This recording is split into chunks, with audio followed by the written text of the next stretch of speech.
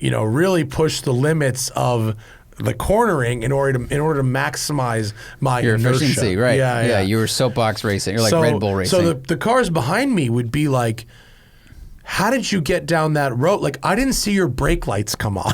What were you doing? What's up, everyone? Welcome to the Smoking Tire Podcast. Today's episode is brought to you by Off the Record. You know about Off the Record. We talk about them every week. We love Off the Record. It is the best. You know why?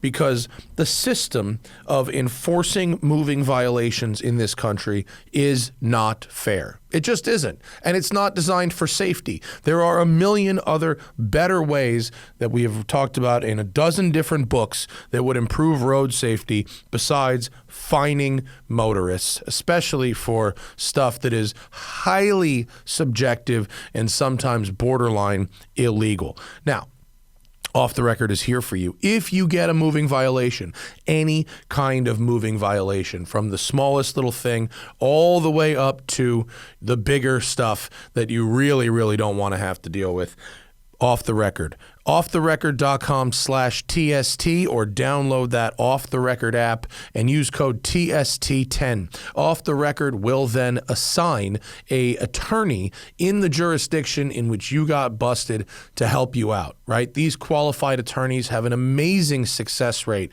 and I get so many emails from people weekly. Every week I get emails or DMs from people who go, Matt, Off the Record saved me on this one. The points are gone. I thought I was hosed, but man, Off the Record came through. It happens all the time, you guys.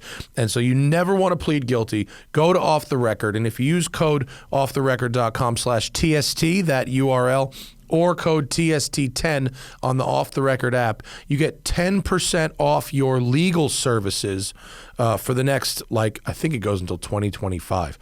So you download the app now, make the account now. That way you have it when you need it. You bookmark it, you save that app, and that way if you get pulled over, you're not panicking. Off the Record has got your back. They are clutch players, and we love them. offtherecord.com/TST or code TST10 on the Off the Record app. Never, ever plead guilty. Off the Record has got you covered.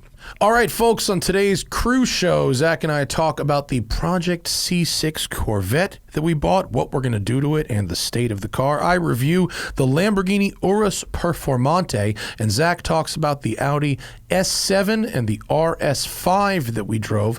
I talk about the Smoky 600 I just did for Road and Track, as well as a review of my Hypermiling challenge in the Panamera Turbo S E-Hybrid. We talk about how great a used Alpina B7 is, and boy, do we have a lot of great questions to get to. It is a crew show. Welcome to the Smoking Tire Podcast.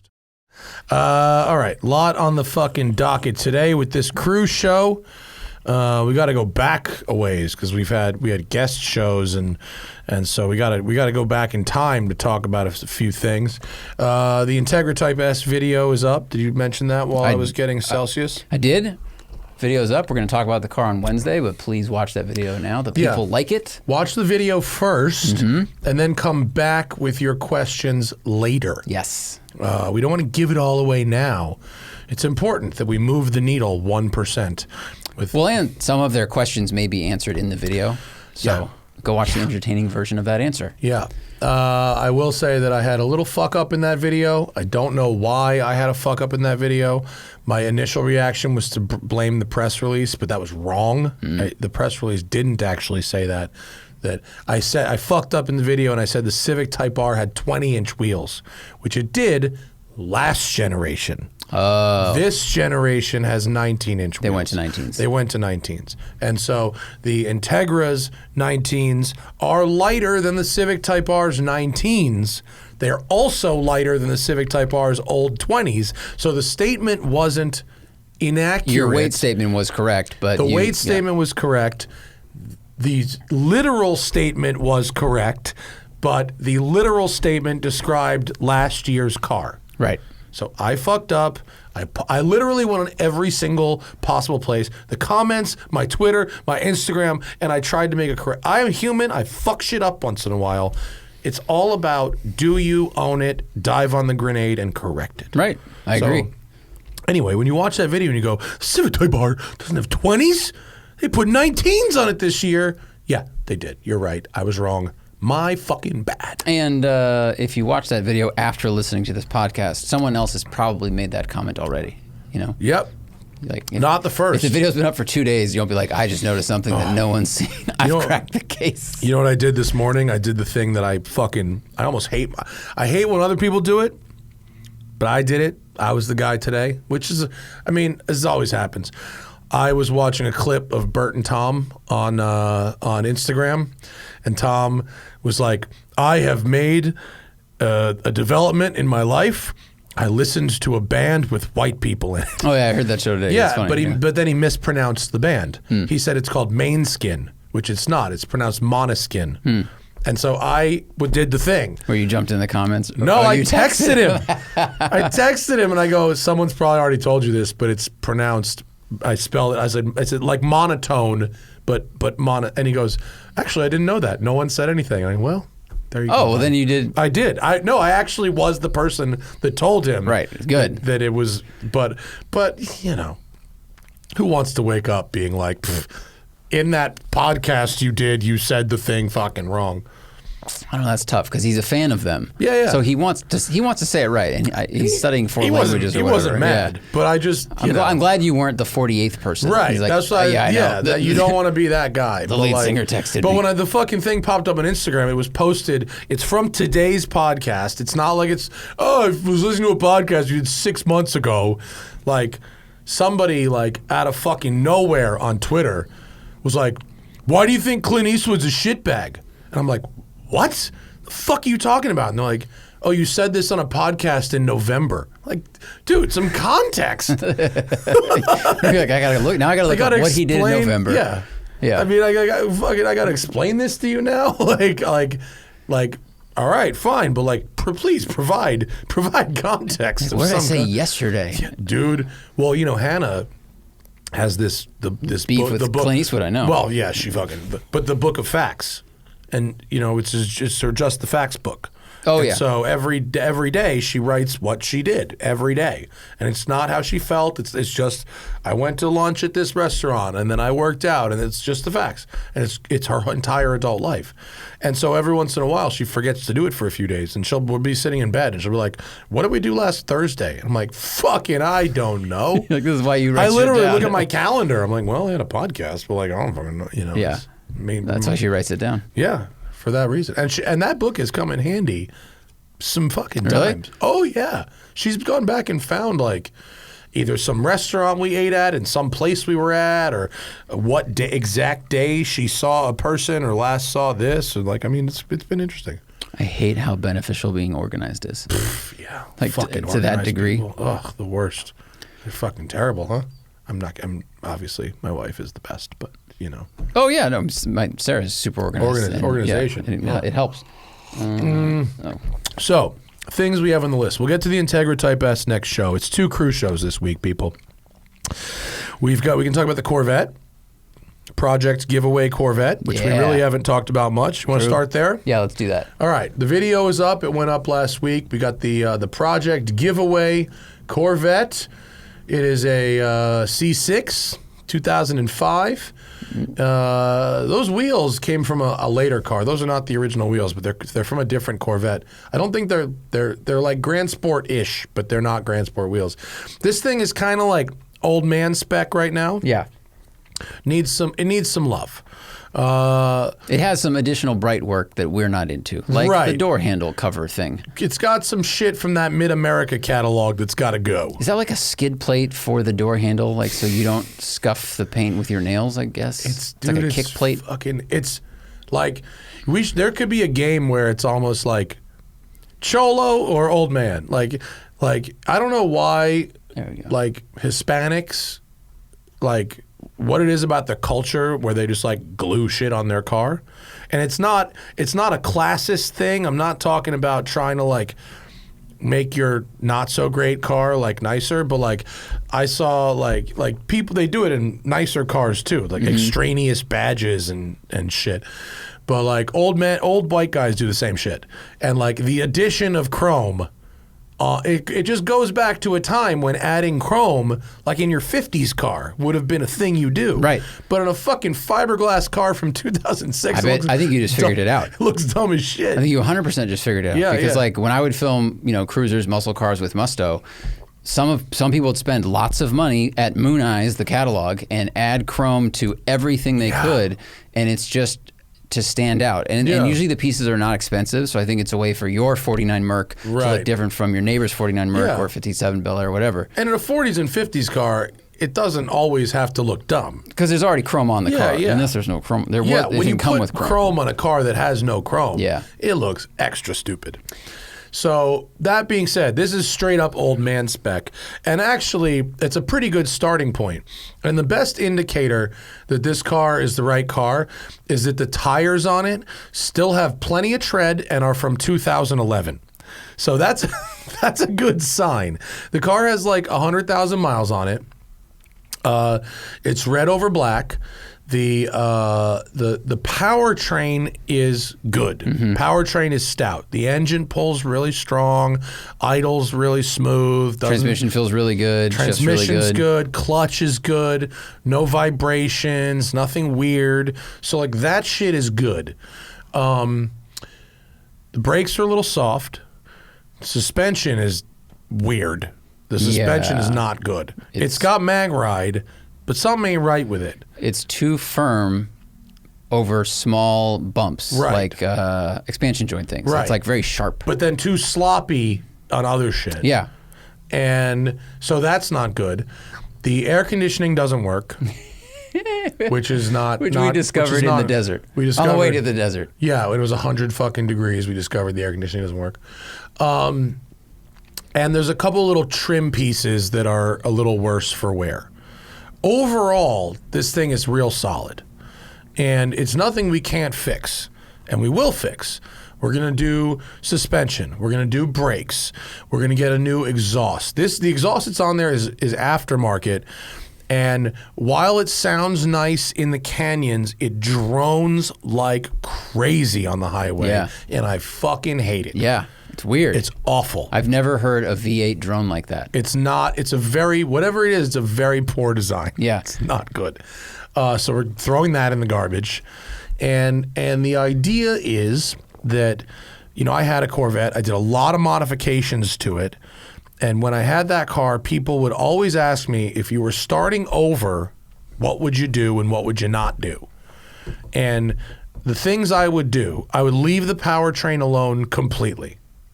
I wouldn't do anything with the powertrain other than a catback exhaust that sounded nice. The rest can just stay. Because yours had headwork, long tubes. Yeah. And it didn't, and no cats, which was dumb. Like stuff that ultimately wasn't worth the money. Like it just made it louder, but not really that much faster. But the things that really made the difference were the coilover conversion, the brakes, the lightweight wheels and better tires. And we're going to upgrade the interior with cat skin. Yeah, they're doing a whole new, all new seats and stuff. Yeah. Do we have to get them any more information? I forget. I don't think so. Okay. We're going to address the things that need addressing without, we're not turning it into a race car. We're not gonna make it so crazy that it won't pass smog or anything like that. It'll be 50 state legal, but it'll be a great daily drivable if you want, weekend car if you want. It'll be a nice car. And so it actually has an aftermarket stereo with an iPod. It's got a CarPlay type thing. Yeah, it's a Pioneer system. Yeah, so that's cool. It also has native nav on the Pioneer too. Yeah, that was interesting. Which the Type S does not. We're also going to do LED light conversion.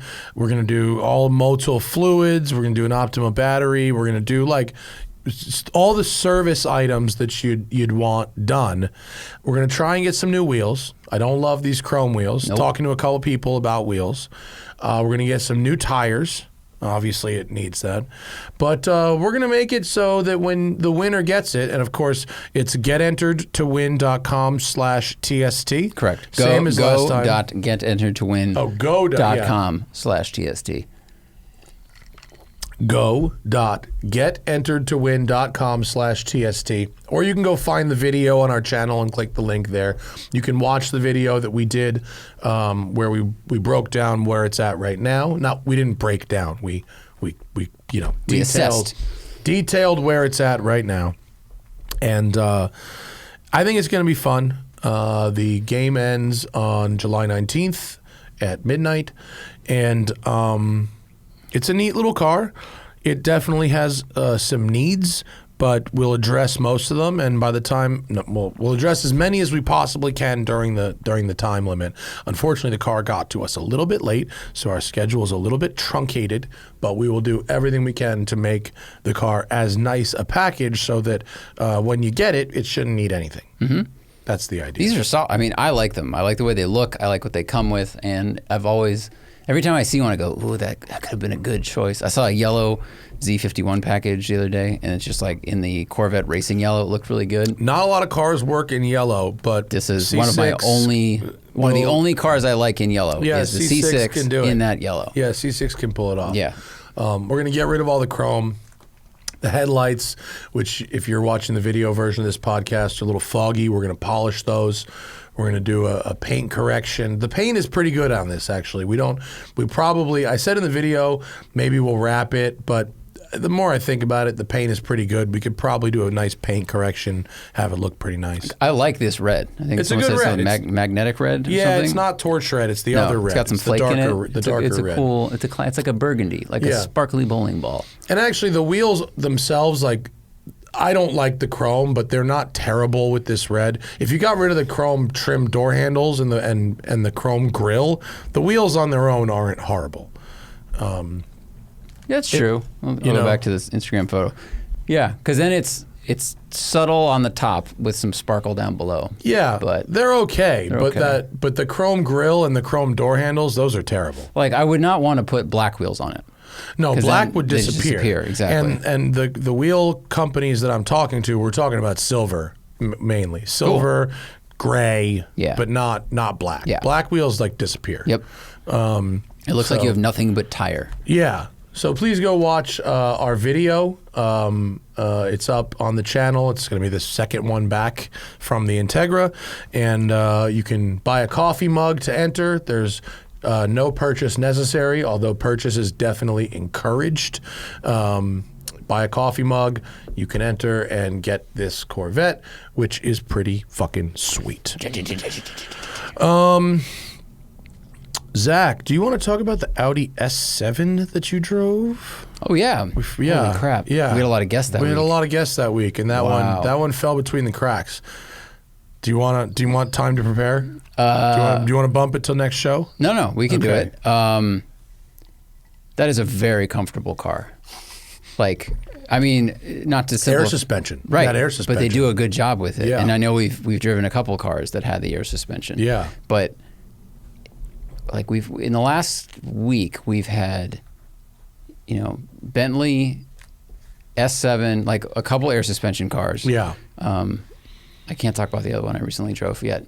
And the Audi rode, I mean, it's really quiet. It really soaks things up nicely. But what it doesn't do that the Bentley does is the dampers aren't as smart.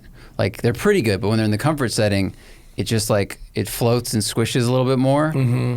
And then when you put it in sport or whatever the next one up is, it's a little bit firmer, but the Bentley kind of spans both a little bit better. It kind of puts its feet on either side of the fence really evenly. Yeah. The Audi is stuck into comfort pretty much. Yeah. It was weird because we actually haven't aired the video yet, but we drove the RS5 competition, which actually had some chops. Dude, performance chops. Really impressive. And we'll talk about it more once the video comes out, like next week or something. It's in the can.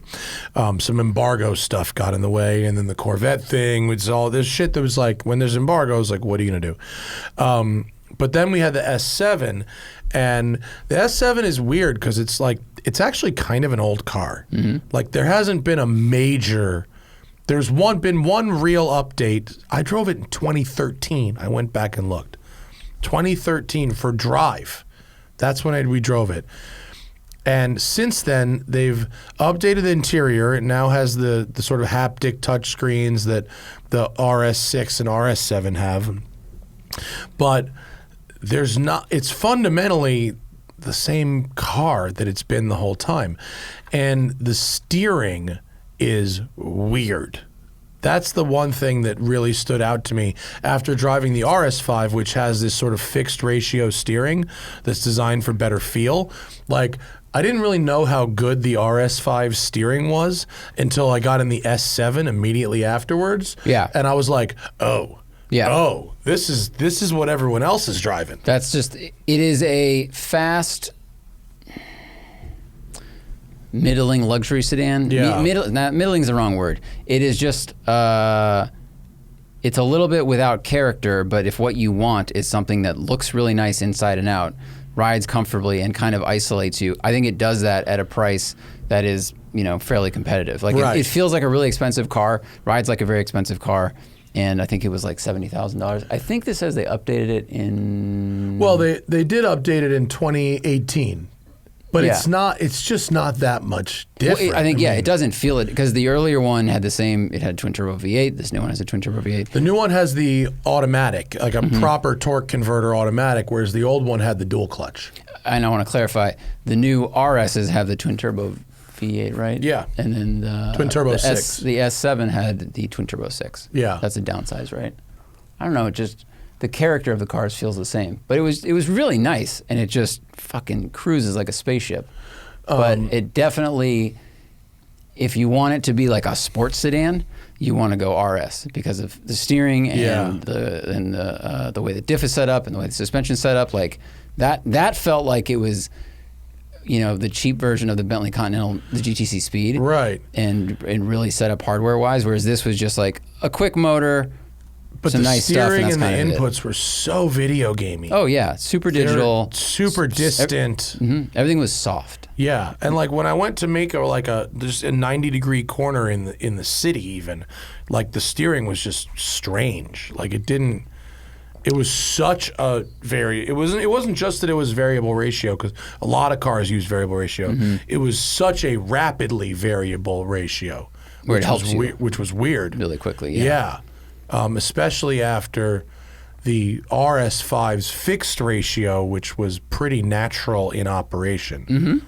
Totally. I didn't know I wanted that until it was gone. I think, that was a good comparison. I think for folks like you and me who pay attention to steering feel, or want to have a car that like you can commute in and then go to good vibes or actually enjoy driving in, like the RS5 competition, that's the way to go, of course. Yeah. This is, if you want a big sedan that looks expensive and feels expensive, but you don't need to pay for like, rear steer and a smart diff. Like, that's what this is. Yeah, if you want like good highway power, that's the S7. If you actually care about handling, and the air suspension is awesome. Like, if you live in a place that has like shitty roads, like the air suspension, I cruised over speed bumps without like slowing down. And I'm not saying I went 60 through my fucking neighborhood, but like if the speed limit was 25, and in a lot of other cars I would slow down to 5 for a speed bump,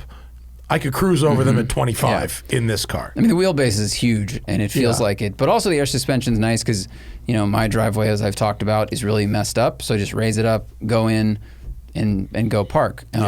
Whereas, like, we don't want to get into the dynamics, but the Type S, the front apron, I didn't realize is very long. And I scraped it on very normal driveways while approaching at an angle. And it was like, I was like, I'm doing all the things. Yeah. So it protrudes quite a bit. Oh, that's interesting. But the Audi just goes, here, raise it up, go in, put it back down. Yeah. I didn't think the Type S, really. I was shocked. And it says, I swear this was not. Oh, you know what else? The going Bentley hard. too. The Bentley Continental GT. I scraped that on a couple things that really surprised me where I did not expect to scrape at all. I was like, yes, this is it's like a pseudo supercar. Like, it's a very expensive, ultra luxury car, but it doesn't feel like it's that low. And when I scraped it, I was like, oh shit, like that came out of nowhere. Like there's certain things where I expect to have to take them at an angle, whatever, but like I did not expect to scrape in the Bentley, and I did in a couple places, and I had to write a little, I'm sorry. Oopsie. Bentley had 300 miles on it, scraped the underside of the front fucking lip there. Luckily, it's hard to photograph that spot, but... I mean, I told them I did it. I probably could have gotten away with not telling them I did it. I'm not saying that. I'm just like, the next person that gets the car, you didn't, I didn't wreck the next person's You didn't wreck their loan. next shoot, is what I meant. Yeah, for sure. Folks, got to take a quick break from the action for Caldera. Summer is officially here, at least in California. It might still be cold somewhere else. Other places, it's coming soon. But here in California, it is definitely summer. And as the sun shines brighter, your skin deserves the utmost attention. Fortunately, our friends at Caldera Lab are here to ensure your skin is well prepared for the season ahead. Ever since I incorporated Caldera Lab into my routine, taking care of my skin has never been simpler. Their products are clinically proven and help reduce wrinkles, fine lines, and signs of aging. Confidence and an impeccable first impression are on the way this summer. Don't miss on joining out the skincare revolution trusted by countless men. You can use our exclusive link at calderalab.com/tire to get 20% off their best products. Man, the Caldera regimen is clutch, right? It's a twice-a-day routine to transform your skin. It's a bundle. It's so easy. Brain off. Right here it is. Here's how it goes, right? The clean slate. That's where you start your day. It's a balancing cleanser that uses gentle plant-based cleansing, leaving all skin types exceptionally refreshed. Then you've got the base layer. That's a nutrient-dense, fortifying moisturizer. It hydrates your skin, and it absorbs fast. It's not shiny. Start your day confidently. Then you've got the good. That's your nighttime, before-bed moisturizer, right? It's a multifunctional serum. Helps your skin look tighter and smoother, reduces wrinkles, right? It's great. And then the Icon, it definitely helps around the eyes. Most common skin concerns are fine lines, dark circles, and puffiness. So those 4 products, they make up that bundle, and Caldera Lab has got you covered. Your skin will look better, your eyes will look better, reduce wrinkles, reduce fine lines, reduce puffiness, all those signs of aging. It is money. So you can get 20% off with our exclusive link at calderalab.com/tire. That's 20% off by going to Caldera, CALDERA lab.com/tire. Elevate your skincare game this summer with Caldera Lab. So anyway, the S7, that's the thing. It's a good highway car. It's a good highway car. That's the conclusion. Yeah. Also, I spent a couple days in the Lamborghini Urus Performante. I'm doing a piece about it for the next issue of Road and Track that goes a little further than just a review of the car. Threw a little shade at it in the Instagram, but I meant it kind of as a joke. I meant it more about the people who drive them than the car itself. The fact is, this was the fastest SUV on the planet, and the Performante is now faster. So on the one hand, like, good for them. It is insanely fast. I bet. It is insanely fast. What's the horsepower of this thing? 7. I think it's 690 or 7. I don't know why my brain is farting on this right now. I probably should know. Would you tell me, Zach, please? I will. It isn't very fast. I want to say it's a 7, but there might be a 690. It's a shitload. Oh wait, no. I think the regular one is 640. The regular one is 641. I think this is 6. I think this is 690, but 657. 657. Okay, maybe it's 6. Maybe the torque is torque 627. Oh, okay. I don't know why I thought 690. Because so many things today have 690 horsepower. It's ridiculously fast. If you launch it, it is a little bit dizzying. The brakes are amazing. It's lighter. It's stiffer. And, if you're Lambo, I get this. Like, What can you? It's an easy way for them to use a proven formula to give people that are coming out of their early Urus leases the next thing, you know. And so there's that, and that's cool. And I, you know, when you make something go really fast, like, it's hard for me to argue with that. However, it's really stiff, even in comfort mode. And unless you are a racing driver, and unless you have the skill to drive an original Urus past its limits, and unless you plan to do that with some kind That's the biggest thing. kind of regularity, it is a vehicle truly without a point, whose most of the time purpose, which is being a daily driver, is made substantially worse. Now, could you say the same thing about GT3 RS?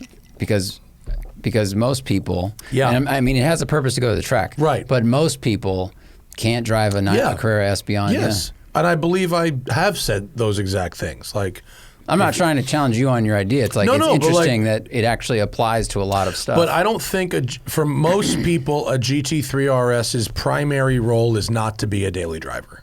Like, true, there's no point to buying one if your driving skill isn't beyond Carrera GTS, right? If you're not faster than that car, certainly don't buy the next car. But people don't really think that way. Of course. But almost nobody is going to look at a GT3 RS and go, I see my next daily driver here. Right. With no trunk and bucket seats and a cage. True. I would hope. Maybe you know who's going to buy, like, a 22-year-old Twitch streamer. You know, like, they're gonna buy it and they're going to be dumb. But, like, I would have been that kid too. But this, the Urus, it's a daily driver. Like, that's why you buy this. Otherwise, you'd buy a Huracan or an Aventador or a Revuelto or whatever. And what's kind of fucked up, the Huracan Storado rides way better than the Urus Performante. Like, it's not... Makes sense, but it's funny. The regular Urus, I hate the idea of, but I actually really like driving it. Have you driven the Urus S? No. So that has the same horsepower as the Performante, but without the stiff stuff. Right. So that's probably the one. I haven't driven it. But, like, 640 to 650, like, all right, come on. You know, what's the difference? You're talking about not even a tenth, probably. True. Like, who gives a shit? And there may be some other improvements with the S. I haven't driven the S. But it occurred to me that the person this is for is willing to drive something that makes their life worse and costs more money in order to say something about themselves outwardly that and they get almost no benefit from. Like, you know what I mean? Like, it's more money and it's stiffer, but you have to... Most people don't know the difference between a regular Urus and a Performante. Right. Like, anyone who wasn't, like, super hardcore car person, I had to explain what that Performante badge meant. And I had to explain, like, why the hood is bare carbon fiber. And I had to explain various things. Like, the average person doesn't know. It's not like, you know, it's I know what you're saying. It's not... The average person sees... If you have an Escalade and you go to a Lamborghini Urus, they go, wow, oh, you made it. You know, you got a Lamborghini Urus. But then if 2 weeks later or a year later you got the Performante, right, they'd ask, what's the difference? Because it looks the same, essentially. Yeah. But I think what's interesting is that the people in the tribe of cars, they're who you're telling. Because the only person that knows the difference is someone who either also owns an Urus or people like us who are into cars and they see Performante and they know that it's a little bit faster one. Yeah. You know, it's like that jokey meme sticker where it's like, this car only pulls dudes. Yeah. That's kind of like what this is. It only informs other car people that you or have it's the better irony of, like, fake M badging. The only people who know or care are the people who know it's fake. Nobody else gives a shit. Right. Like, you're fooling. You're not just not fooling anybody. You're signaling to the people who know what that badge means that your shit isn't real. And the people that don't know better don't really care what really an M give a is. fuck. Yeah, true. So, and this is the review of the Urus isn't. I'm not scooping myself because it's part of a bigger piece I'm doing for next month's issue of Road and Track.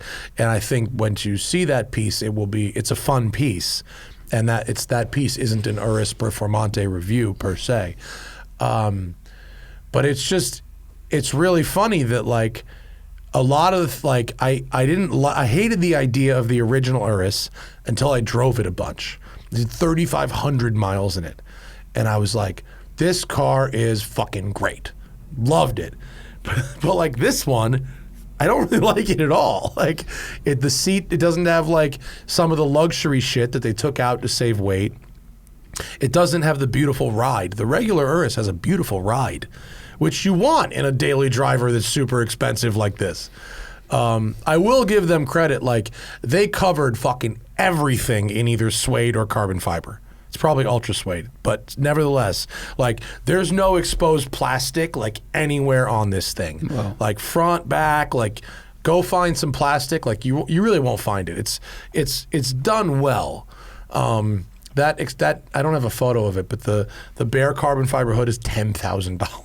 Whoa. The paint is $8,000, and it's not. We're not talking paint to sample. Like that's a pretty standard available color for a Lamborghini. It's orange. It's Arancia Borealis. Aranciata Borealis. Is it it's like $8,000 if you get it on a Huracan? I don't know. I don't know, but it's very expensive. But like it's just funny that the extra difference in performance to the people who are going to buy this like just doesn't matter. I wonder, and I know that there's no way an auto executive or product person would ever tell us, but if they already have the base car, I wonder how much more money it costs to just tune it up a little bit like this. So little. Versus the profit margin. Because I mean, that's got to be why they do it. Enormous. Yeah. Enormous. How much more is this over the regular? The base on this car was around 260, and the as tested was like 340. Okay, so the Urus S started at 233. Okay. I mean, so it's like 30K, 30K premium, and then options. Plus options. Wow. Yeah. I mean, and I think a lot of the, like, I don't know about the hood, but like carbon fiber air vents on this one were $6,500. Like the opportunity for, very premium options at a very premium price. Yeah. There's lots of options. And those have some premium profit, I bet. This is an extremely profitable vehicle. Yeah. And so, like, if I'm Lamborghini, like, Yeah. it's easy to give them the next thing, I would be curious how many dealerships that get a Performante or an Urus Performante would have a base Urus Performante. Or like are they even going to send you one that doesn't have carbon fiber vents? I don't know if they're ordering these for stock. Like, okay. I don't know if a dealer. I don't know if a Lamborghini dealer orders hardly anything for stock. I think they take in used cars, and that's their stock, and then everything else is built to order. Oh, okay. I did hear from two of my customers that they were told directly, not even a hint of slyness about it, that your order is prioritized the more shit you put on the car. You get $100,000 of options on your car, wow. You get it first. Wow. Yeah. And they're also making people buy certain cars to get allocations for other cars. Of course. Yeah. That's the game. Yeah. I mean, it makes business sense if they say, hey, the more money you give us, the more inclined we are to keep you as a customer, make you happy sooner. When I went on the Sterrato launch, I sat through a little PDF presentation, and they were bragging the shit out of their margins. They were telling all of us how much money they were making, and they were very proud of it. They're making a ton of money. And this is an enormously profitable car because it's stuff they already know how to do. This is Men in Black 3. Applied to a car they already fucking knew how to build. There's, all right. Does it go really fast? Yeah, it goes really fast. Mm-hmm. It's like the other one. It goes really fucking fast. It on the canyon, it flies. the pace is amazing considering the weight. But the other one, the green one that we tested, it was Also shocking how it flies. cornered. Yeah. It was amazing. Also this flies. is just more than that. How does this compare to like Cayenne Turbo GT? I don't think it is significantly faster, given that it's $150,000. Same more. horsepower, basically. Yeah, I would take the Cayenne Turbo GT. I think that looks better. I think the performance is virtually indistinguishable between the two. And this one's got a lot more kind of fluff that doesn't necessarily do it for me. And I don't personally, I would, and furthermore, I don't even want the Cayenne Turbo GT. No, I was just curious how they felt because they're probably similar weight, similar power, similar intention. Yeah. So I think the Cayenne had a little bit better ride. It was the soft programming with that 4-chamber system, or was it 2 chambers, 2 valves, whatever it was.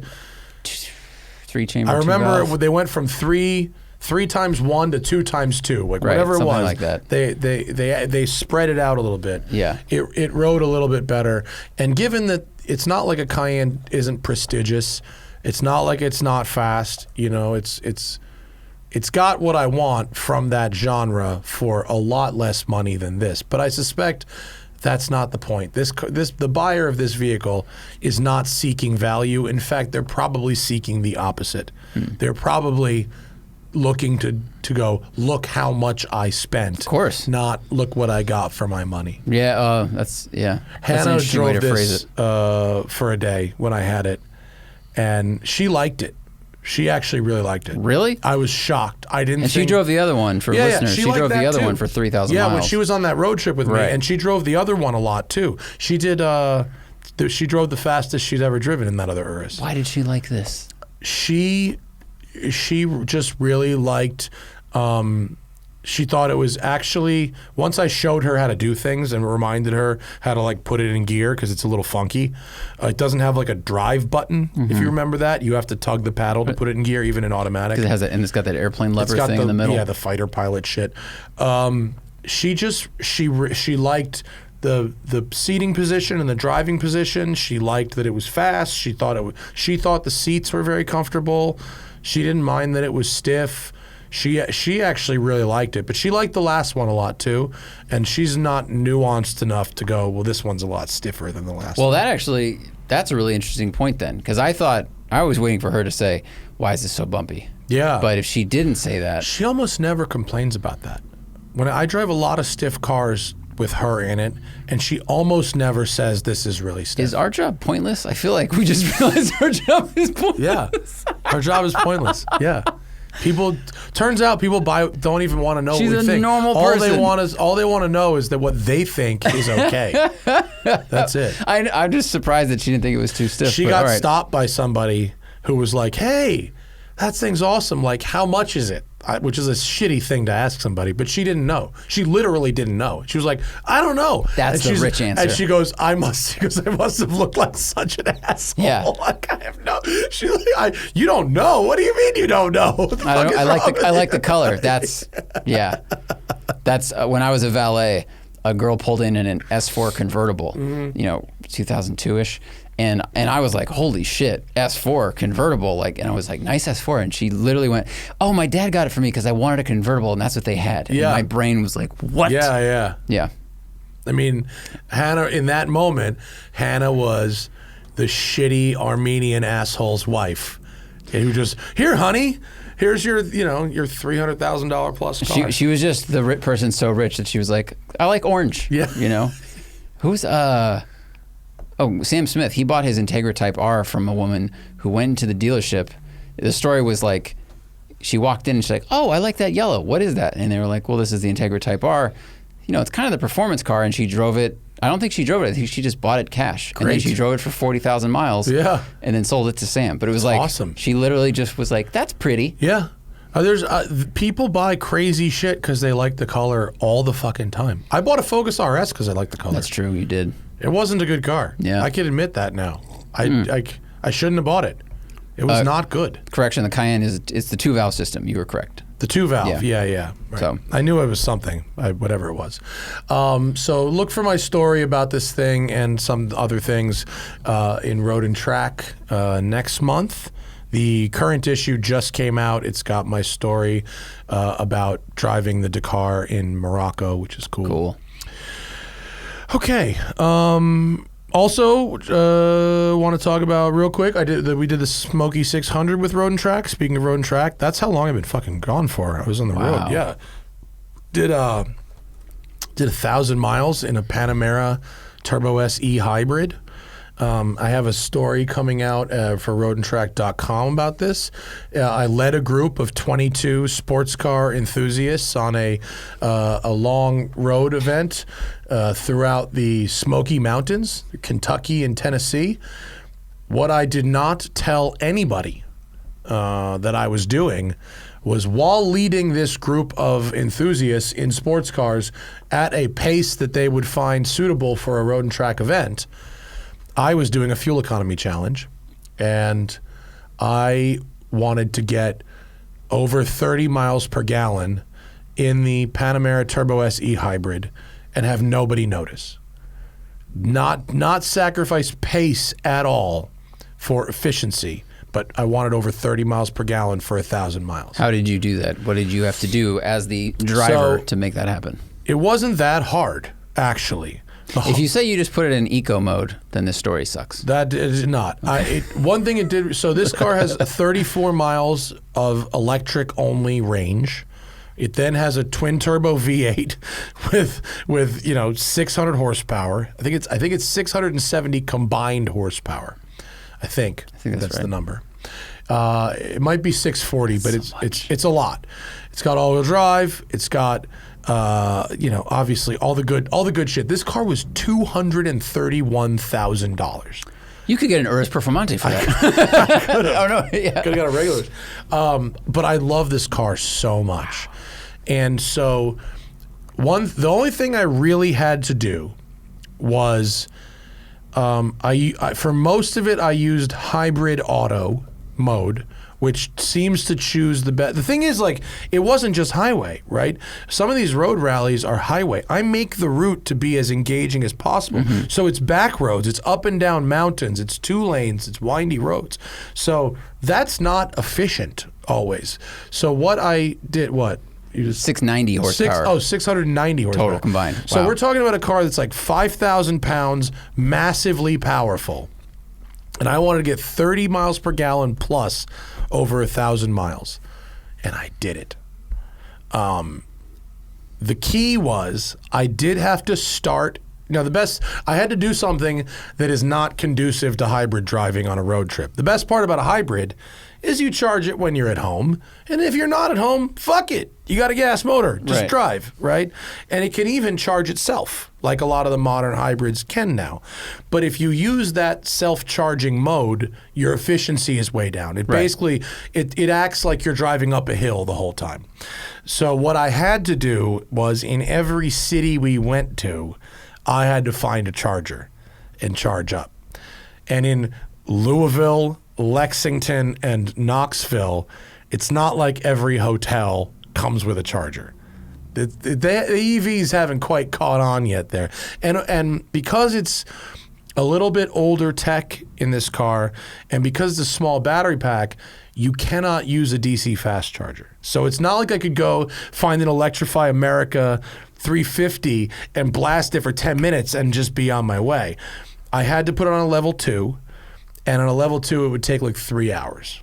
So I had to find a charger where I could leave it for like 3 hours. Wow. In every city. Now, fortunately, there was one within 3 or 4 blocks of each hotel. Typically, they were like a municipal. Like, one was in front of the police station. One was like, and so I was able to put the car there and then walk back and get it later. And so by starting every day, because if you start every day with a full charge and put it in hybrid auto, the first 100 miles of the day would be incredibly efficient. Mm-hmm. Like I'd be getting like almost 50. But after the battery will drain slowly over that period of time. And so after about 150 miles, 200 miles, I'd be out of battery. And then the efficiency would drop into like the 20s. So the first day was a pretty short drive day. And I ended up at like 47 miles per gallon. I was like, oh my God, this will be fucking great. Like, no problem. But we had another day that was like 350 miles. And so then it was like in the low 20s. And, but I did end up averaging 30.4 over the entire thing. And the only inconvenience that I had, and also I did have to use some thought while driving. Like, you know, Porsches don't regenerative brake so much. I mean, they do. Is it adjustable though? Can you make it more aggressive? Not in the hybrid. In the Taycan you can, but not in the hybrid. The hybrid, it pretty much, they have determined that it is more efficient to coast. Just like, yeah, that's right. And it decouples the engine. I remember them saying that it like a press launch. They're like, no, we've done the math. Yeah, it decouples the engine a lot because you know it's PDK, so it does a lot of the thing where it decouples the engine, shuts it off, coasts, and then turns the engine back on.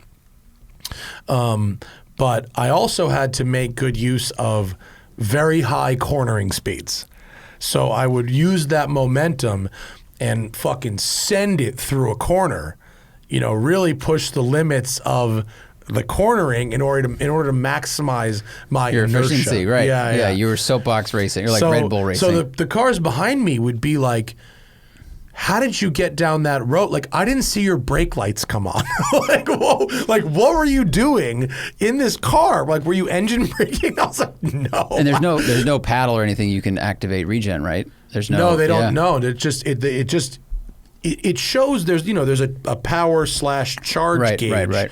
And if you lift, it shows it going towards charge, but it's not a powerful regen feeling that is a substitute for a brake. It's like you're coasting. And so I had to fucking really, really go through some corners to keep that pace up, which is pretty funny. It's pretty wild. People were like, what are you doing? Like, you're like not accelerating hard out of corners, but then you're like not braking either. You were doing like a slalom test and an efficiency test at the same time. Like, what's your skid pad number? Yeah. That 30 is really good. Yeah, it's an almost 700 horsepower car that weighs 5,000 pounds, and I averaged 30 over like a 1,000-mile canyon run. Dude, I drove... And no one said, hey, by the way, are you hypermiling? I reset the Integra Type S's counter at the top of the Grapevine on the way to Santa Cruz. Yeah. It was like, I just drove 700 miles in that car. Yeah. And it got like 32. Yeah. The whole way. And I was not going fast. I wasn't passing. I just set the cruise. Yeah. And you were right behind me in terms of MPG. On a canyon. Yeah. Like, this thing, that That's car amazing. is like super, super impressive. Dude, hybrids for the win. Hybrids are awesome. Yeah, other than the weight, but they'll figure that out. And, you know, once the game was over, once the event ended, I then took another run up a fast road with just like fucking Sport Plus bonsai mode, and I got 10. Holy shit. Yeah, because the battery's already gone, right? Yeah, battery's gone, and I was driving like hard. Uphill, 5,000 pounds. And it's like 10. Yeah, it's like very inefficient. For GT mileage. You can't have, it's not like I'm saying that this car is extremely efficient when driven super fucking hard. But I will say, when you're driving it hard inefficiently, it is positive charge on the battery. Even if you don't set that mode? In Sport Plus, it will positively charge the battery. The heat you generate in the brakes and the revs you generate in the engine will put charge into the battery. Is that because I've driven other performance hybrids where they do that intentionally because they basically the computer goes, you're driving fast, you're going to want this extra juice out of corners. Right. So we will charge this between the corners and then give you electric assist when you accelerate. But when I went on the launch for this car, which I think was 2019 or 18, and there's been a few interior updates since then, but the powertrain is basically the same. We took it on track. And I did like 20 laps around a racetrack. And I started with 25% battery. And after 20 laps, I was at 100% battery at track pace. That's throttle on the floorboard, brakes, full threshold braking. Whoa. So if you drive it as fast as it will go, it will never run out of battery. It will put positive charge into the battery and stay there. pretty cool. It's pretty cool. Yeah. It's been interesting to see how different companies, how they design their hybrid charging system, because some of them don't charge to 100, some charge to 100, some charge to 40. They all do it a little bit different. Yeah. But this is a really neat car that I think, I mean, it's super expensive. It's $230,000, but it's underappreciated in terms of the fact that I don't see a lot of them around. And maybe that's just because it's so expensive and people who are spending that much money are buying SUVs or something. It's not, for a pretty big car, the back seat room isn't huge. And if you just look at it, you look at the inside, look at the outside, and I go, yeah, that's 230 grand. You go, what? It doesn't, it looks like it's 140, 150 grand. It doesn't look like it's over two. And this one had sport exhaust and ceramic brakes. I mean, it had all the extra shit that adds up. And so you can, if you really look carefully, you can see where the money goes. But it's not the first car you'd think of if you go, I want to spend this kind of money on. It might be a fun game with, normal people.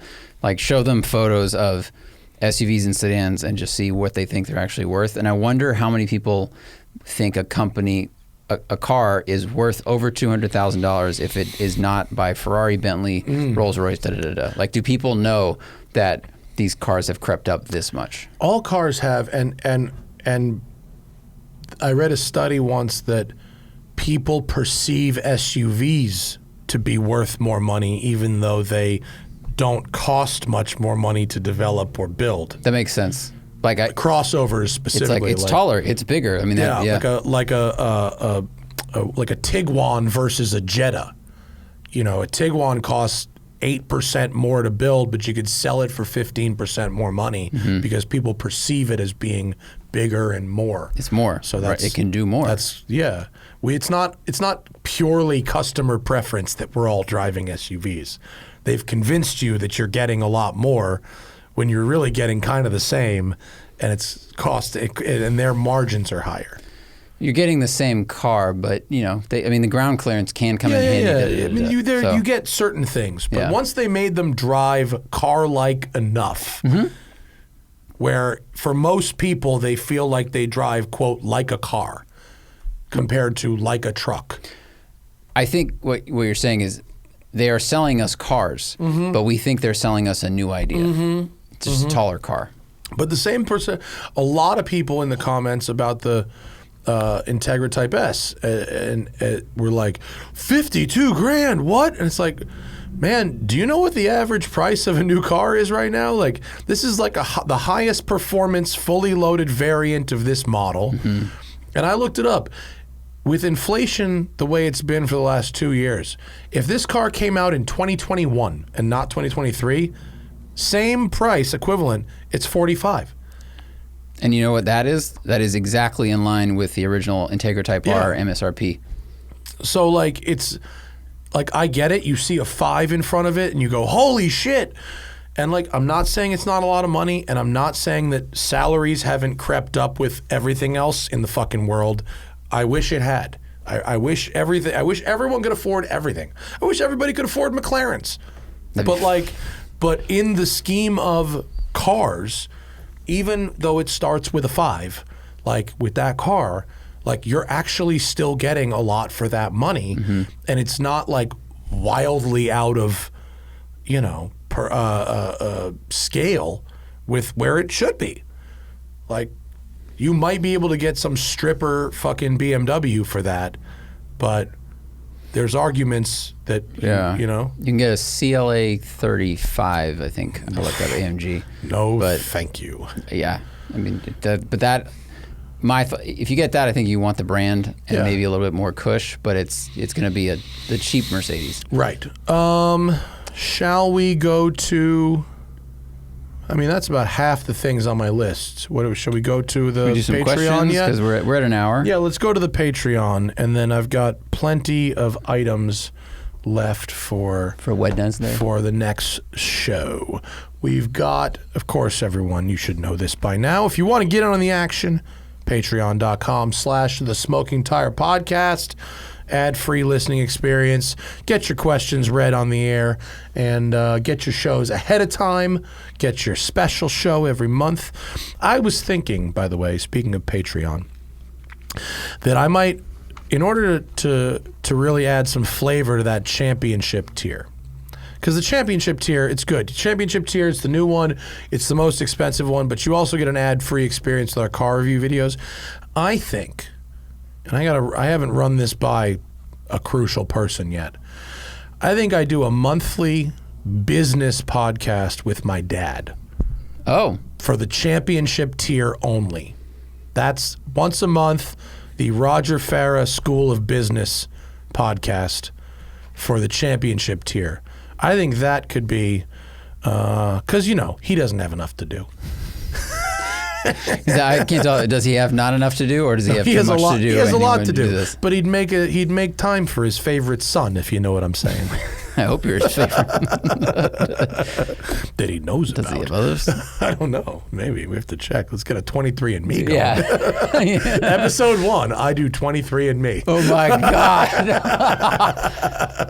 That would be an amazing game show, reality, I don't know, scoop type show. It's like the next level of Maury. Yeah, I guess it kind of is. It's Maury with technology. Yeah. I feel gross for suggesting it, but it'd be entertaining. I mean, look, we're in Hollywood, baby. Someone said that. Traveling musician, sit down, take this test. Yeah. Okay, let's see. David says, is it possible to unshitbox a Corvette in any way? Well, that comes from something that I said in the past, which is that it is virtually impossible to unshitbox something. So, no, not really. I mean, Corvettes don't have the best build quality, especially the ones in the 80s, the 90s, and the early 2000s. And there's almost nothing you could do to them that would improve their build quality. They're incredible performance machines. They are the best speed value for money on the planet. Even if you go like a $10,000 C4 Corvette, still that's probably the fastest car you could buy for $10,000. Mm-hmm. At any price point, as long as it's like running, it has okay tires and brakes. Like at any price point, a Corvette is probably the fastest car you can buy for the money. So they're not particularly high quality items. They're just not. But and no, there's not really a way to take them apart and put them back together better. I mean, some of the things like the entire door card is the same plastic. That's what I noticed. Whereas we've driven new cheap cars and they do a good job of, having a couple different materials, and it makes you feel like you're in a slightly more expensive thing. This is literally the same, form pressed, scaly looking, cracked earth type of plastic from the bottom of the door to the top of the window. Yeah. So it just seems like it's a little cheap, but you get the performance. You get and that's where the money goes. And going back to cheap, good, Integra, fast, pick two. Right. If you don't want the car to be $52,000, then it's it's not going to have leather and a good engine and good suspension. So I mean, I think this is a great project car for us because it has performance chops. It has the potential to be improved even further, and whoever wins it is going to have a car that's fun to drive. And we're making an effort. We're going to redo a decent portion of the interior. We're going to recover the seats. We're going to recover the armrest. I don't know if they're doing the steering wheel. I'm not sure if that counts. The steering wheel was okay actually, but well, you talked about wanting to change it out for a different spoke, but we have to see if that's possible. Yeah, we're not sure if that's possible. The later steering wheel's better. If we can, we'll get one. But it's what they are. That's why a lot of people use them as stepping stones to things like Porsches and Ferraris. Mm-hmm. It's a great point of entry into performance cars. And then once you get used to that level of speed and your budget goes up, you go, okay, I've got speed. Now I want to add some quality into my flavor. Kurt says, what do you think of the 2019 to 2021 Super Snake Shelbys? Is it a better buy than a GT500? Mild track driving, primarily used on mountain roads. I would say no. Super Snakes are a a post-title package that is typically based on the GT. Yeah. They put a supercharger on the GT's Coyote engine. Yeah, so I don't like that.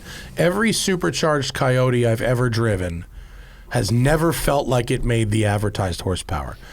Either it was like through just like crazy drivetrain losses or traction issues or whatever. Like, I've just never driven a single supercharged Coyote that felt like it made the kind of power you got out of the GT500.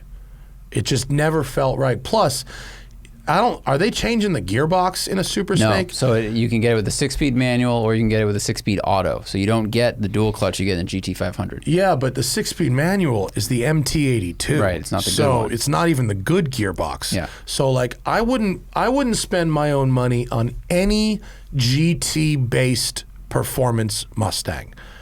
I would get a GT350 or a Shelby GT500. The Mach 1, yeah, the Mach 1 gets the Tremec. The Mach 1, right. Yeah, like you're better off buying a Mach 1 and if you really want to, putting a supercharger on that. That's a good point. That would be the only one I would do. And I also think, the Shelby Super Snake, like it makes similar horsepower to the GT500, which might draw your attention. The brakes are Willwoods, which I don't like as much as the Brembos. The Brembos. I think the Brembos are better. But also, the GT500 got so much attention because it was such a good car. And I think if you want to talk about resale value, like it's just easier to sell because it was more well known. There's more articles about it. These do press, but they don't do as much press. Man, these are some fucking boomer shit, aren't they? I don't know. I've never super driven one. fucking boomer shit. I mean, look. I mean, that's what the Carroll Shelby name. Like, it's a 70, 80-year-old name. Yeah. These are post-title cars, though. Yeah. These are modified GTs. They're not factory engine. And it's not like they don't. It's not like they don't do anything, but like they don't do it for me. The GT500 is so good. Yeah. The suspension, the steering, the gearbox, the engine is nuts. And by the way, if you go back to 2010, 2011, the Super Snakes were modified GT500s. Yeah. So they started with the GT500, and then they went with a Whipple blower and some other shit. That's different. These are GT based, so they're starting at a lower car. So that's kind of why I'm not that into it. Yeah. Yeah. Next up, we've got Joe says, what are the best fuel additives and practices for an engine to make it long-term reliable? Do you know how much a 2019 Shelby Super Snake cost? Like $185,000. It was $113,000. New, or that's to buy base. one now? I don't know this article. Yeah, that I remember shocked me. them being shockingly expensive. GT500. Yeah. Okay, Joe, best fuel additives and practices for an engine to make it long-term reliable. I just saw a W204 C63 with 360,000 miles on it. I'm sure more was done than constant oil changes. I don't know.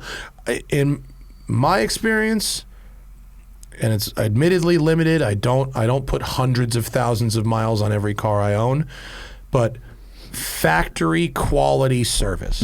Like, not the fucking AutoZone version of it, not the quick lube version of it, like everything that it says, and also some luck. I mean, that in the case of that car, partial luck. It's not like if you buy a brand new Honda Accord and that car 360,000. If you drive a C63, not hard on the highway, 50,000 miles a year, and service it religiously exactly as it needs, you could get there. Like, yeah, I mean, probably. I don't know what can fall apart. If you service everything that's needed, then it's just like, well, are the pistons and the rings going to hold up? Stuff like that. That's what I'm saying. Like, it's a little bit of luck. Because like shit breaks on engines sometimes, and sometimes even engines that are known for being unreliable, sometimes they're perfectly reliable. Like, even a Land Rover Defender, even a Ferrari 355. Like, some of them run perfect. Some of them need nothing. So it's like a bit of the dice roll, a bit of the luck, and then gentle but but thorough use, and if you're doing all highway miles and not like traffic in New York City or traffic in LA, if someone's driving a C63 across the country every week, those are easy miles. Right. So, but I would say just factory service. Yeah, if you just pay attention, if you can address the things that are needed. Yeah. And it's just some cars need more things than others, you know? Yeah. Camry usually doesn't need much. But I don't, in terms of like fuel additives and stuff, the only fuel additives I've ever used are ones that I use, well, A, the octane boost in my Porsche, which I need, and B, I put fuel stabilizer in cars that are going to be sitting for like more than 2 or 3 months. I've used injector cleaners before, but I can't speak to the science of was that effective in prolonging the life of my car or not. I have no idea. Yeah. You know, if the theory is sound and the stuff gets gunked up, like dump it in there and it cleans things out and the injectors work a little bit better, engine runs a little bit more efficiently, et cetera, et cetera. I mean, and nowadays you have to worry about like carbon buildup on the back of valves if your engine has direct injection. Yeah. So that's a whole new ball game for the long engine life. Yeah. The biggest one though is like if the factory says hypothetically like Mobil 1 non-synthetic 0W40, just making that up, and you go and put synthetic in there because someone told you it's better, you probably just fucked something up. No, seriously, like someone offered to give me fluids for the Lamborghini because I posted pictures of the Countach engine out, and we can talk about that next show. But they said, hey, this company is making a motor oil that's for 80s cars.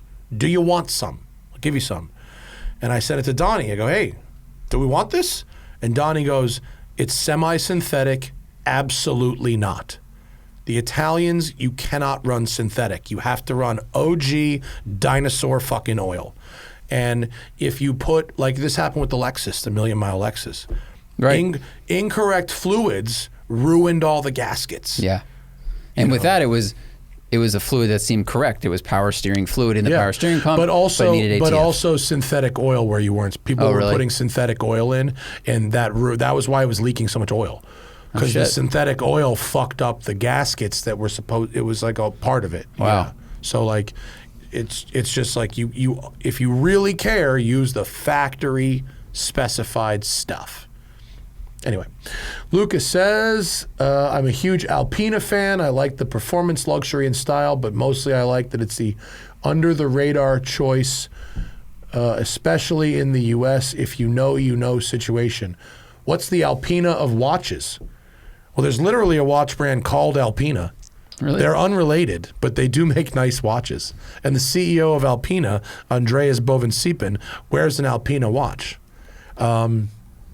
They sort of have a somewhere between like Sin and IWC, the Alpina watches. They're nice. They're not super expensive, and they make a high quality product. But assuming we're not talking about the Alpina watch itself, they're sort of like mountaineering type watches.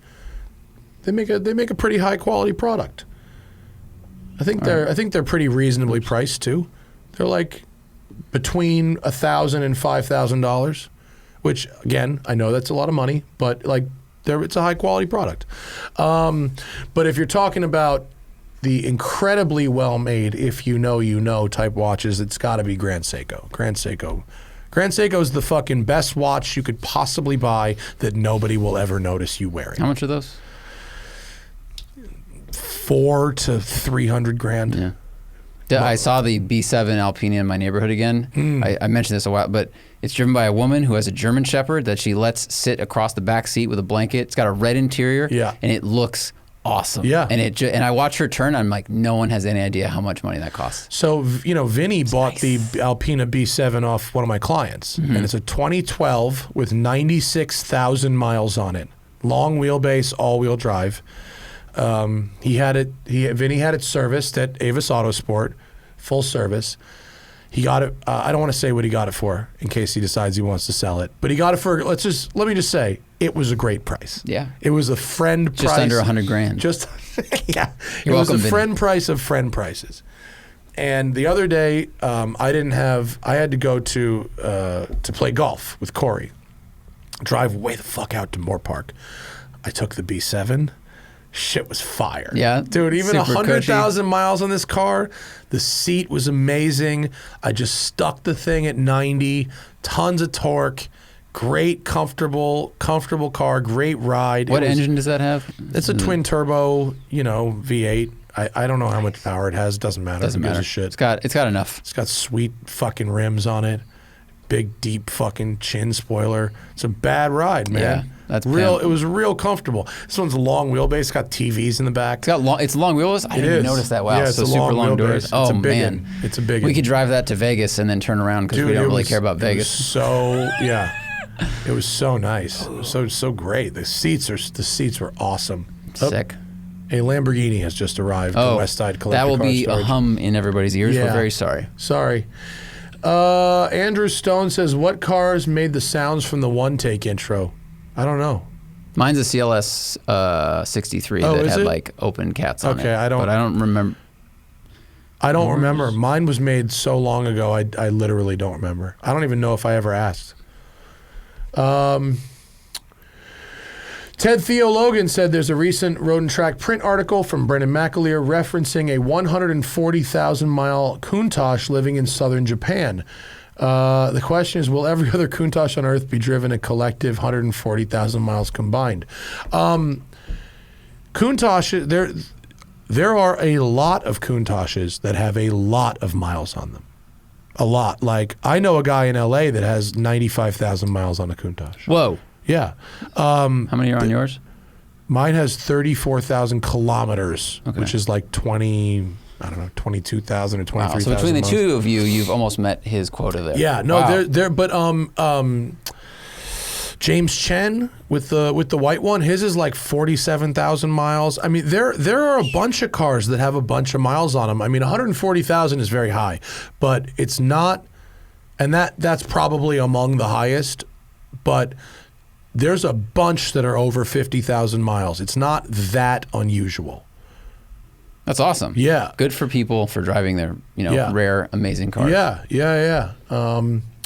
Cruising USA says, will there be another Smoky 600? Yes, there will next year, and it will be slightly different because there is a new track opening in Tennessee in between now and then. The location of the tracks dictates so much with those routes because you need great hotels, you need great restaurants, but you also need a track. And this year, I think NCM is a great track, actually. It's a fantastic place to drive a sports car. It's in the middle of fucking nowhere. Like, it's so far from anything. In Bowling Green, right? It's in Yeah. Bowling Green. And like, actually, shout out to them. The Embassy Suites in Bowling Green was not only the nicest Embassy Suites I've ever been in by a lot. It was brand new. It was probably nicer than any Sheraton, Marriott, or Hilton I've been in the last decade. Wow. This fucking hotel was amazing. Like, amazing. It was so great.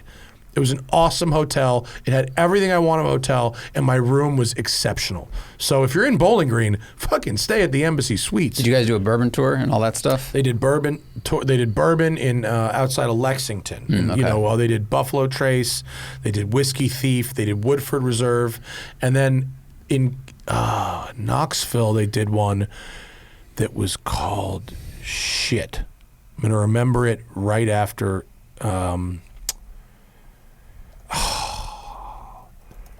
I think it was called something. George Dickel? No, it's a craft one. It's a small one. It's in town in Knoxville. Damn it. Knox Whiskey Works? No. Anything else?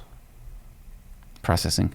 We'll move I don't on. know, but they really liked it too.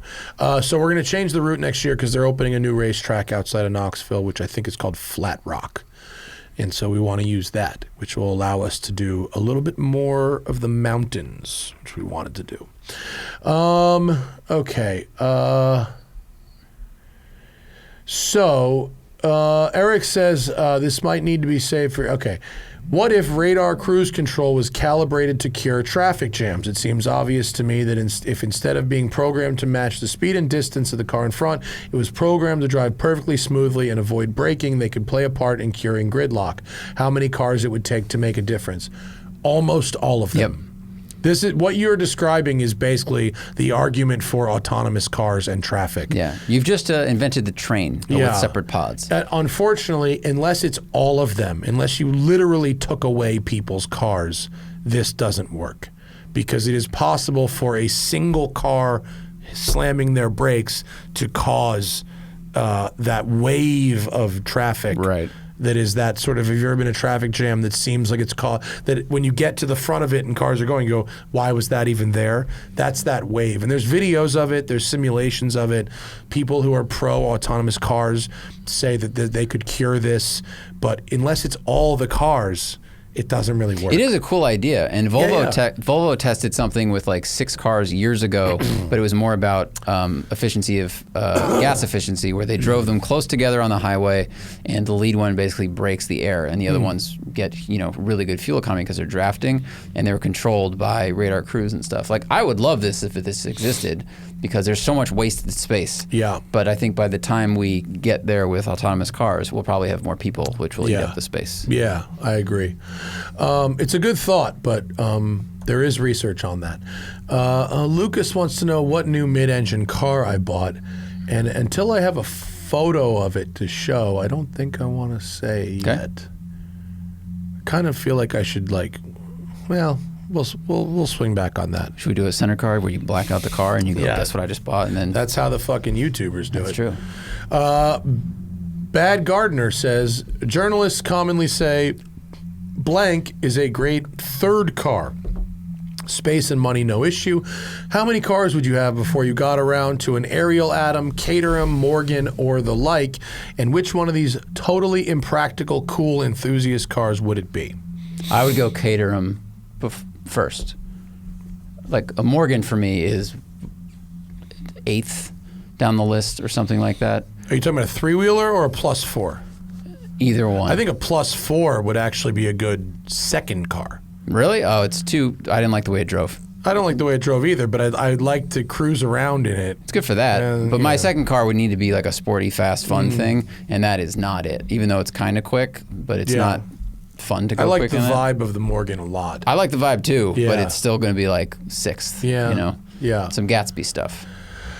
I would never buy a Caterham. I don't like Caterhams at all. I'm too big for them, and you have to be very small and skinny for them to work, and they feel very dangerous, and I don't like how they drive. Ariel Atoms are not for me. I don't like cars without body work. It just... Yeah, they feel dangerous too. It feels very dangerous, and like if you're into that, like respect. But like I don't. For me, I mean, I have fucking 8 cars, so I don't know how many more it would take before I started buying weird shit like that. Like I'd rather have a motorcycle than an Ariel Atom. Like Ariel Atom is like almost all the way to motorcycle. It is, but I have motorcycles. I would rather have the Atom, but that's because I crashed a motorcycle. Yeah. So. But I could see you in a Morgan. I would buy, for sure, dude. I would, I would buy if I was searching for the next thing, a Morgan Aero 8 Super Sports. Fuck yeah, those are cool. They're fucking fire. Like the +4 was a lot of fun. I didn't. Dynamically, it wasn't that great, but the attitude was right. Yeah. And it was very charming, and my wife loved it, and it makes people smile on the street, and that's important. It was a little cramped. Yeah, but the Aero Super Sports has that look, but like more space, more power, the suspension's a little more sorted. Yeah. Isn't that the M5 engine, the V8? I don't think it's the M5 engine, but it's like the 540i. It's the 4.something 4.4 V8 BMW engine. Yeah, those are sick. Those are good. Yeah, but I'm not buying cars made of sticks. I'd rather. Why? We don't have any termites here. All right, let's do 3 more. Okay. Yeah. And we got a lot more, but right? Is that how much? Is it? Are we getting on 90? Yeah, we're at an hour 20 now, so 81 minutes. And what we can do is for the next show, we just won't say ask questions, and we could just do these. Well, yeah, we got a lot left, and we got a lot to talk about next show too. There's been some backup. It's almost like we've... Never mind. Okay, Chris N says, oh, man. We get this one a lot. Have we done this before? A bunch? I just don't remember which episode, or I would link it for him. I don't remember when, but Chris N wants us to match watch companies with respective car companies. Anytime a car person goes on a watch podcast, this is the default game. Anytime there's it just happens a lot. But I'll do it for you, Chris, because you're a patron. All right, we got Rolex, Omega, Seiko, Grand Seiko, AP, Patek, and Casio. Rolex is Porsche. Okay, Omega is Ferrari. No, Omega's not Ferrari. Omega is Lotus. That's good. I got one. Omega's Lotus. I barely It's know a anything real about watches, Omega's. but yeah. They're watches for nerds, just like Lotus. Seiko is Toyota, but the good Toyotas, and Grand Seiko is Lexus, but like the LFA. The good Lexuses. Yeah, the ones with the V8 or the V10. Audemars Piguet is going to be Lamborghini. Yeah. AP is definitely your Lambo. Patek Philippe, I would say, is probably your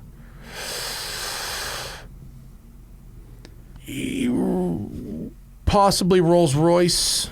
Or maybe like that Eagle E-type thing. That weird Jaguar. Patek Philippe could be... It could be Range Rover, could be Rolls Royce. I would say Bentley, except Bentley and Breitling have their thing. It's probably Bentley, even though Bentley has a thing with Breitling. And then Casio is Tesla. It's just a fucking toaster, straight toaster. Okay, Derek. We could save that one. Derek says about Type S, we'll save that. Dre in Houston says regarding Urus, do you think an opportunity was missed not going with the V10? I mean, it's a sales success. I've driven one, blah, blah. Basically saying it feels like an Audi. I mean, it depends how you define opportunity. Would a V10 have satisfied some people like myself or you? Maybe. Would it have made it better for a hardcore enthusiast by making it worse? Because this is a heavy car. The V10 would feel sluggish in this car. You're just not revving it to fucking 9 all the time. Right. This was Andrew Frankel's review of the Ferrari Persing. Was yes, it has a V12, but it actually doesn't make the car better. It makes it worse because you're missing all this torque. Right. With an SUV, you need the torque. And so the shove of the engine at 2,000, 2,500 RPM is what makes this car feel fast to most people, and it still has a growl to it. And so I do not think the opportunity was missed. I think it would be cool if they made some special edition with the V10 in it to satisfy, or the V12. They call it the LMW003. Yeah, that would be kind of neat, but I don't think they would sell more of them, and they're in the business of selling cars. It would also, packaging would be a problem. The engine would be longer, dynamically be worse, blah, blah, blah. Yeah, there's not really a good argument for the V10. And most people who, I guarantee you 85 to 90% of the people that are buying an Urus have never heard of the LM002. And probably true. And wouldn't know it was a Lambo if they parked next to it. Doesn't look like one. Yeah. It looks... My friend Ben has an LM002, and he jokingly commented on my Instagram that he's going to go out and drive his Lambo that nobody knows is a Lambo, which is very funny. His Lambo looks like a mail truck. His is even more what the Performante is, where it's like the only people that know it's special are super nerds. Yeah, that's a real... LM002 is the nerdiest shit, and I mean this in the best way. It's the nerdiest shit you could buy. Fucking, you drive one of those things around for 3 hours, 2 people will lose their mind, and everyone else is like, and it's worth $500,000. Or they're like, what's that? Yeah. Was that one of those Hummers? Is that our H1? Hey, Schwarzenegger. I saw an H1 on the highway today. I was like, God. Doesn't it look dumb as fuck? Yeah. All right, one more, and then we will... Oh, oops. This one's related to the Smoky Mountains, so I pasted it up here. All right. Aaron says, is it me, or do the Smoky Mountains kind of suck? I drove all the way from Minnesota to Asheville in my Miata, and I agree. Cherhola Skyway is fantastic. I did a section of Blue Ridge Parkway, but the Smokies in general felt pretty overrated. How much of my distaste is because I'm crotchety from being in a Miata for a week straight, and how much of it is actually valid? I mean, do I think it's the best driving on the fucking planet? No, but is it quite beautiful? Yes. I think the tarmac is very good. I think the roads around Tail of the Dragon, I mean, Tail of the Dragon's great, but the roads around it, like Cherhola, like the 28, like those other roads. In fact, I took a road to Atlanta. Me and Raph had a great run, starting in Tellico Plains and going south to Atlanta. We were on a back road for like 50 miles, and it was awesome. And it wasn't like it was like people lived on it. Like it was a regular fucking road. It was great.